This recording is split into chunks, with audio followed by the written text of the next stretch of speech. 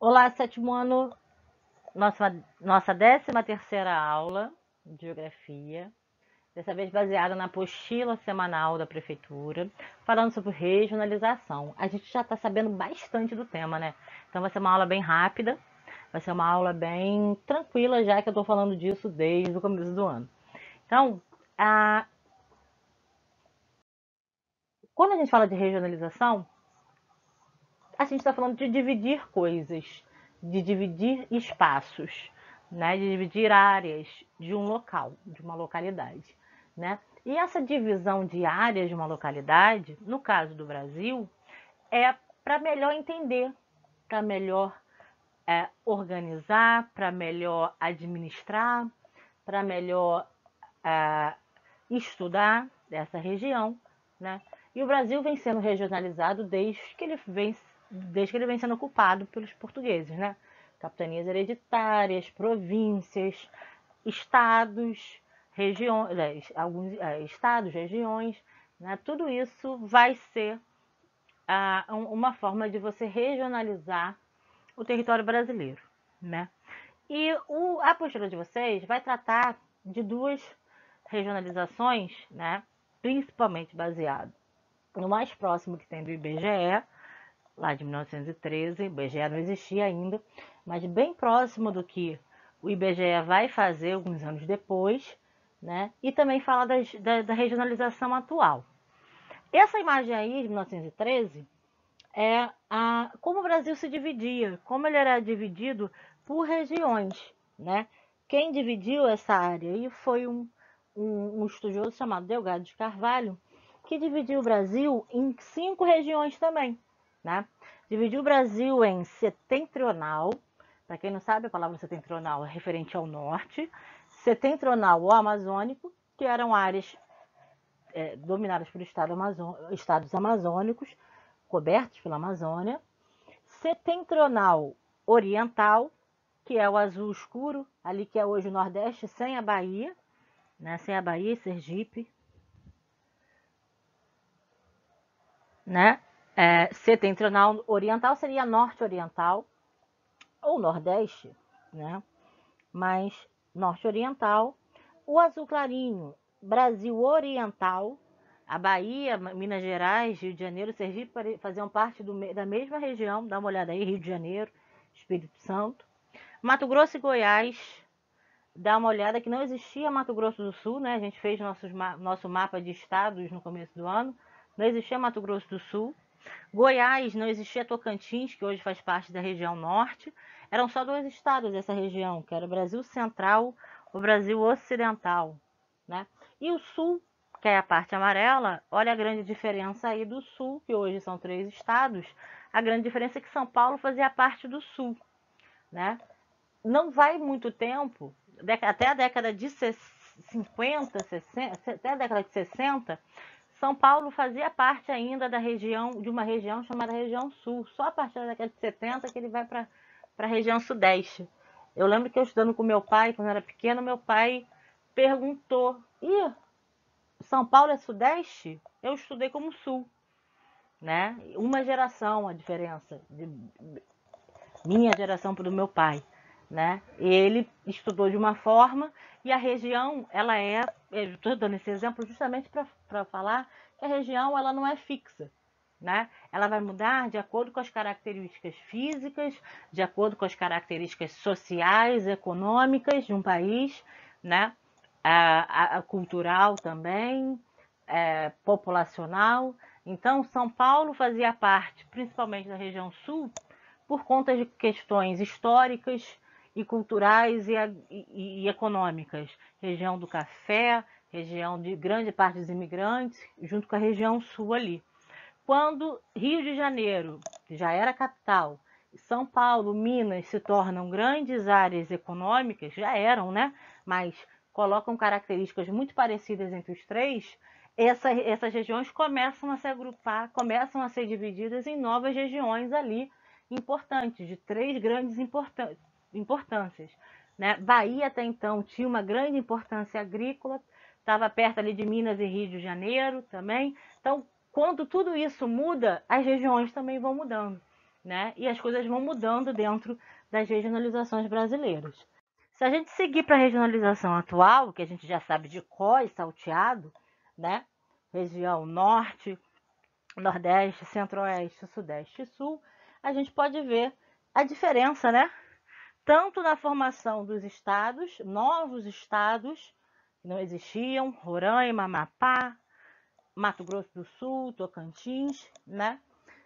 Como novos limites para as regiões, né? Fala muito né? Não para de falar né. Com novos limites para as regiões. Então, a gente tem noção dentro da regionalização, não só do Brasil, mas qualquer tipo de regionalização, que elas mudam. Elas não são fixas, elas não estão ali fechadas para sempre. E aí a gente tem outros tipos de regionalização dentro das cidades, dentro dos estados. Mas vamos falar da cidade do Rio principal? A gente tem dois tipos de regionalização dentro das cidades. E aí, no caso da cidade do Rio de Janeiro, que é onde a gente vive, que são, a gente vai falar de duas. A regionalização morro e asfalto e centro e subúrbio. Né? E a gente tem muito a ver com esses dois, né? A morro e asfalto, centro e subúrbio. A nossa realidade da nossa escola de Lermando Cruz, a realidade de grande parte dos nossos alunos é entender esse deslocamento entre essas regiões que habitam a cidade do Rio de Janeiro. E essa denominação morro e asfalto, né, ela é principalmente característica entre o que é favela e o que não é favela, né? O que seria essa... Está no nosso dia a dia, né?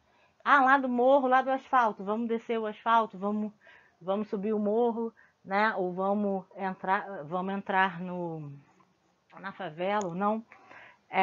Essa denominação, essa divisão, quer dizer, ela está muito presente no nosso dia a dia, né? E de muitas pessoas no nosso dia a dia, do nosso convívio, do nosso círculo social, do círculo de amigos ou de nós mesmos, né? E aí a divisão morro-asfalto no Rio é caracterizada pela presença das favelas no Rio de Janeiro e pela presença de áreas que não são favelas no Rio de Janeiro. E Priscila, da onde vem essa diferença morro-asfalto, né? Tudo isso vai começar a partir do momento que surgiram as primeiras favelas no Rio de Janeiro. Por quê?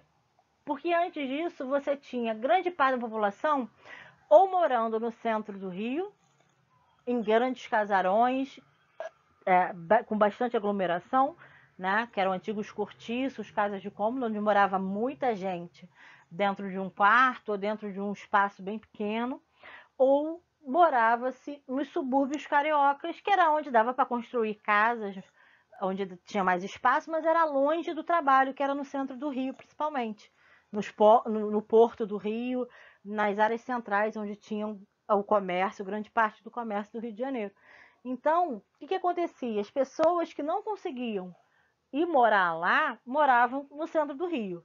Até então, né, vários casarões, várias áreas muito grandes dentro do centro, começaram, alguns anos antes, a serem vendidos ou abandonados, abandonados não, mas vendidos principalmente, por pessoas mais ricas que moravam no centro, que começaram a se deslocar para a Zona Sul, né, morar nas áreas onde o bonde ia, que o bonde ia para a Zona Sul e o trem ia para o subúrbio.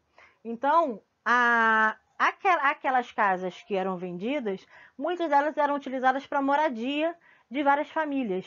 Né? A pessoa alugava vários quartos e morava várias pessoas, várias famílias ali dentro. Né? Esse tipo de moradia, durante muitos anos, foi a principal moradia de quem trabalhava no centro do Rio. Né? Só que os governantes, secretarias, governos e tudo mais, começaram a ter o incômodo daquelas aglomerações, né? Principalmente porque tinham a visão de que o Rio de Janeiro era uma grande metrópole, era a capital do Brasil na época, e tinha que ter não podia ter aqueles tipos de aglomerações e moradias. Então, o prefeito tudo começa com um prefeito chamado Pereira Passos. O que ele faz? Ele começa a demolir essas casas que tinham grande quantidade de gente, com a desculpa de que eram casas onde proliferavam dengue, febre amarela, que eram doenças bem perigosas há 100 anos atrás e continuam sendo, né? Incrível que passou 100 anos e ainda a gente tem o mesmo problema. E demoliam essas casas e expulsavam as pessoas. Mas dava moradia? Dava casa em algum lugar? Não, era mãozinha, beijinho, abraço, vai com Deus.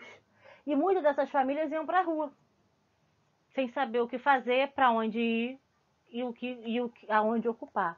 Algumas começaram a ocupar, começaram a serem expulsas e iam ocupar outras casas em outras regiões, ali no centro do Rio mesmo.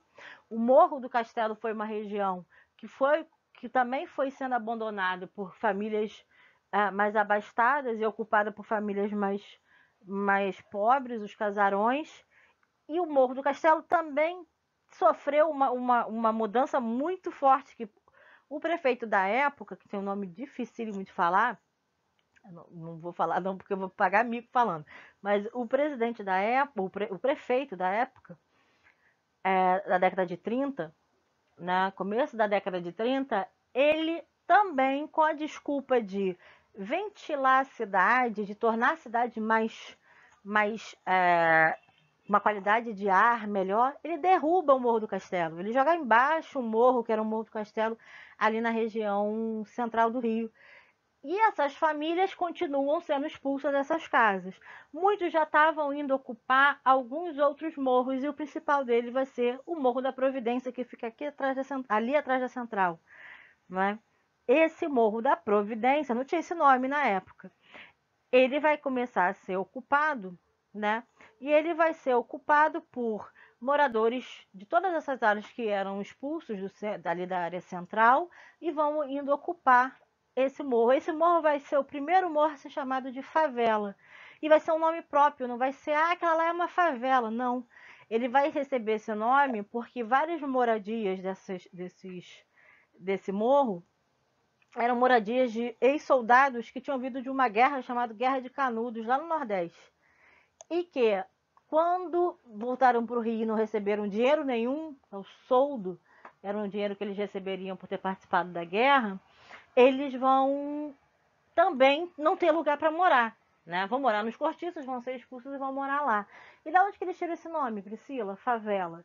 Eles vão montar, você vai ter várias barracas e barracos, né, sendo construídos com aquilo que dá para ser construído, com aquilo que tem dinheiro para construir as casas, né, que era muito pouco, era muito reduzido a condição da galera que vai morar lá nessa região. Então, essas barracas, eles lembravam muito uma região lá na guerra, a guerra foi no interior do Nordeste, que tinha uma região que tinha umas árvores chamadas favela. As árvores eram chamadas de favela. Era o nome mesmo, favela, o nome da planta. E aí, quando voltam para o Rio e formam essas barracas, parecidas com as barracas que eles ocupavam lá nas áreas de favela na Guerra de Canudos, eles passam a chamar esse morro de morro de favela. Lá no morro de favela, vira uma referência. E esse nome acaba sendo uma referência para todos os tipos de morro que vão ter aquele tipo de casa e aquele tipo de ocupação no Rio de Janeiro. E logo depois, cada morro, vai levando seu próprio nome: favela da Providência, favela do Alemão, favela da Mineira, favela do Vidigal, favela depois Maré. Maré não é morro, mas vai ter as construções parecidas e vai ser chamada de favela também. Então, essa é a origem do Morro de Favela, né? Essa é a origem do Morro da Providência. Da Providência, que dá origem ao nome de Morro de Favela. Outra divisão que a gente também vai ter dentro da cidade é a divisão centro-subúrbio. Lembra que eu falei lá no passado, há 100 anos atrás, lá que a maioria das pessoas moravam no centro do Rio? Essa galera morava aqui, principalmente nessa região. Nessa região dessa foto aqui, ó, que eu vou circular de vermelho, ó. Hoje em dia, a gente tem essa imagem, né, aqui. Mas essa região aqui era repleta de casas, casarios e ruas, né, com diversas casas, e muita gente ocupava essa região. Rico, pobre, você tinha quase todo mundo do Rio de Janeiro morava no centro do Rio. Mas ao longo do século XIX, essa galera vai começando a se dispersar por dois motivos: o bonde e o subúrbio. Quem era do bonde e quem era do subúrbio? A galera do bonde, principalmente, são os ricos, né? Que vão para a Zona Sul, vão para as áreas mais custosas, à beira do mar, à beira da Baía de Guanabara, enquanto que a galera do subúrbio vai em direção à linha do trem. E tinha diferença do valor, né? A diferença do valor da passagem do trem para a passagem do bonde. E isso fazia uma diferença tremenda em quem ia ocupar. Enquanto que a galera da favela não ia para lugar nenhum, porque não tinha dinheiro para pagar, mal tinha dinheiro para pagar, morar, aluguel, né? Morar longe e pegar trem todo dia, isso foi um dos motivos que fizeram as pessoas ficarem em áreas como Cortiços e depois as favelas centrais aqui no Rio, porque não tinha condição de ir e voltar todo dia para pagar. O patrão não pagava passagem, né? Então eles tinham que se fixar ali. Quem tinha condição, uma classe média, uma classe alta, conseguia ir de trem e voltar de bonde, de bonde também. Então, quem é que vai morar nessas áreas? Muitas famílias que também não conseguem mais se manter e são expulsas do centro do Rio, e aí não é nem só por conta do bota abaixo, não. É buscando mais espaço também, buscando áreas onde pode construir, né? Muita gente vai nas áreas de subúrbio, vai caminhando em áreas de subúrbio e vai junto com a linha do trem, né? Pegando Praça da Bandeira, Maracanã, Riachuelo, Meier, Madureira, Cascadura, a galera vai subindo a linha do trem, né? E é onde a gente estuda, né? Ramos, outros ramais, né? Que vai para Ramos, Olaria. Esse trem vai subindo com a população em direção ao Rio. E esse nome centro-subúrbio, né? Centro, região central, não é só o meio da cidade. É a região onde você tem a reunião de serviços, né? Escolas, serviços, trabalho, essa região central. Enquanto que o subúrbio, o nome da palavra subúrbio, subúrbio, né? Que seria o centro, seria a área mais urbanizada, e o subúrbio seria a área menos urbanizada. O que é urbanizado, Priscila? São áreas onde você tem construções, infraestrutura, rua, luz. Muitas dessas áreas que você ia ocupando na região de subúrbio, você não tem de cara a infraestrutura de luz, água, saneamento e tudo mais. Aos poucos que isso vai aparecendo. A origem da palavra não é nem só essa, né? Que no mundo você tem subúrbios aonde a diferença, quem mora nos subúrbios são os ricos, que são as áreas onde você consegue ter grandes casas e grandes construções, enquanto que próximo ao centro vão ficando as pessoas que não têm condição de grandes residências, por exemplo. Nova York é um exemplo disso, por exemplo. Cidades dos Estados Unidos, subúrbios são áreas de classe média alta, enquanto que no Rio de Janeiro, subúrbios são áreas onde a classe média baixa vai em direção para se manter onde era mais barato comprar terrenos e ocupar essas áreas e comprar casas nessas áreas do que na Zona Sul ou no centro do Rio. E aí a gente tem algumas imagens do trem, né? A gente tem uma antiga imagem aqui do arquivo geral, que é de uma plataforma de trem no início do século não, década de 50, acho que 40, 50. E aqui uma imagem mais atual, né?